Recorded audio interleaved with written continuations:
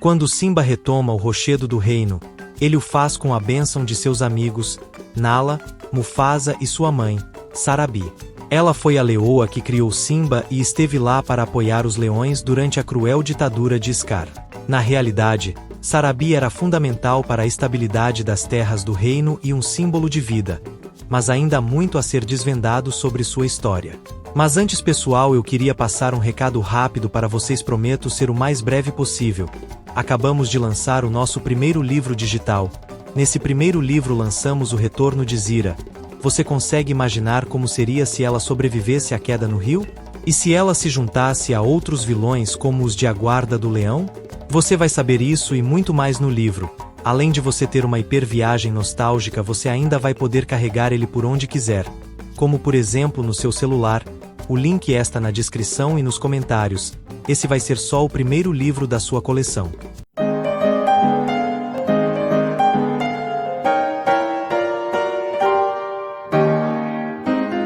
Sarabi nasceu nas terras do reino antes dos eventos de O Rei Leão, durante o reinado do pai de Mufasa, Adi.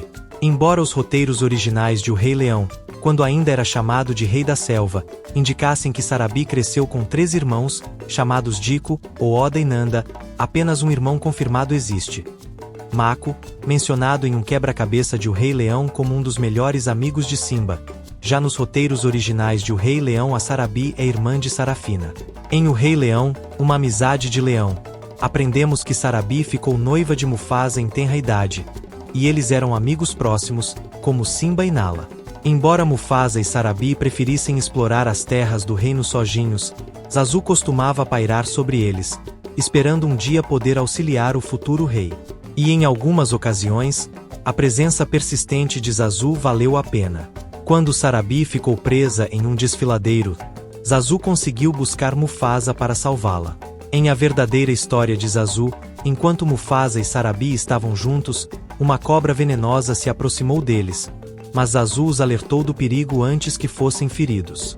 Mufasa às vezes ficava irritado com a presença constante de Zazu, mas Sarabi sempre agradecia, pois ele salvou sua vida em diversas ocasiões durante sua juventude. Quando eles cresceram, no momento em que o tempo mais quente estava para passar, Mufasa e Sarabi se casaram e se tornaram os governantes das terras do reino. Mufasa governava e protegia as terras do reino, enquanto Sarabi liderava as leoas e os grupos de caça. Algum tempo depois de assumirem o poder, Sarabi engravidou de seu filho, Simba. Após o nascimento de Simba, ele foi apresentado às terras do reino como o futuro rei.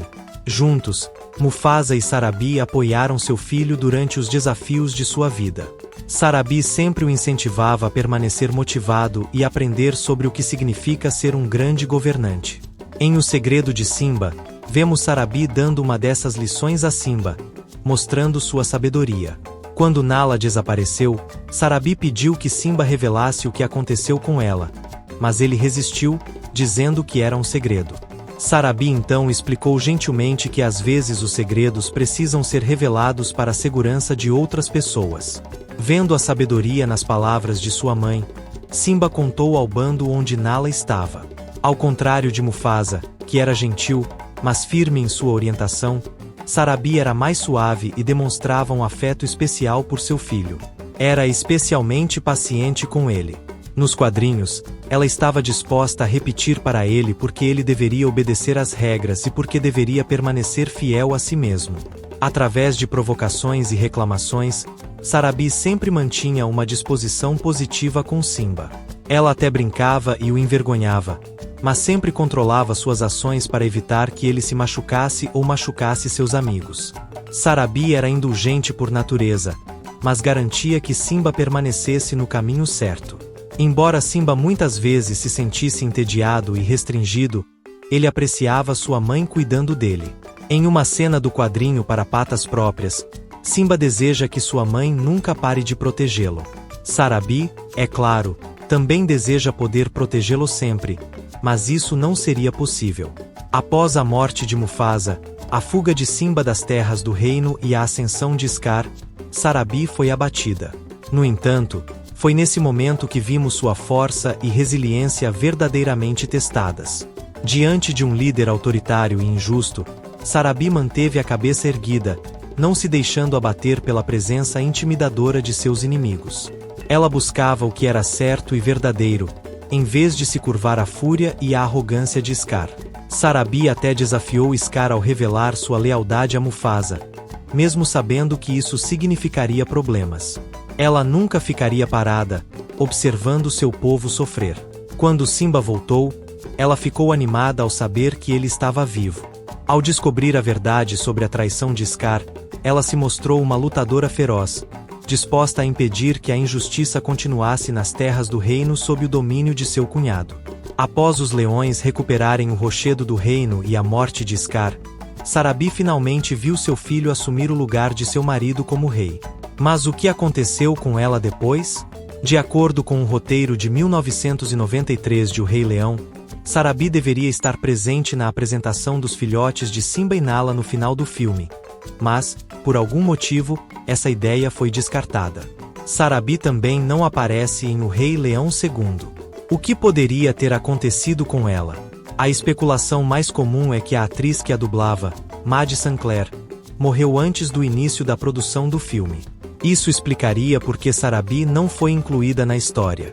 O wiki de O Rei Leão afirma que um site da Disney disse que Sarabi foi exilada junto com os forasteiros, mas essa informação parece improvável e sem sentido, já que a mãe de Simba não era leal a Scar. Outros acreditam que Sarabi apareceu como uma personagem de fundo no bando de Simba, o que é possível, embora algumas das leoas que se presume serem Sarabi não sejam exatamente iguais. A explicação mais provável para seu aparente desaparecimento repentino é sua morte natural por velhice. Isso faz sentido, pois os pais de Mufasa e os pais de Sarabi não estavam presentes na apresentação de Simba. Podemos concluir que Sarabi também não teria vivido o suficiente para ver a apresentação do filho de Simba. Outro fator que indica que Sarabi morreu em paz é o fato de que Simba não carrega nenhuma carga emocional por sua morte em O Rei Leão e em O Rei Leão 2. Vemos a morte de Mufasa e Scar assombrando Simba porque ele se sentiu responsável por suas mortes. Se Sarabi tivesse morrido ou deixado as terras do reino de maneira horrível, Simba também se sentiria responsável por sua perda. Acredito que Sarabi estava se aproximando do fim de sua vida, e Simba fez as pazes com isso. Sarabi viveu em diferentes eras das terras do reino. Sob a forte liderança de Adi, o governo sábio de Mufasa e o reinado turbulento e destrutivo de Scar.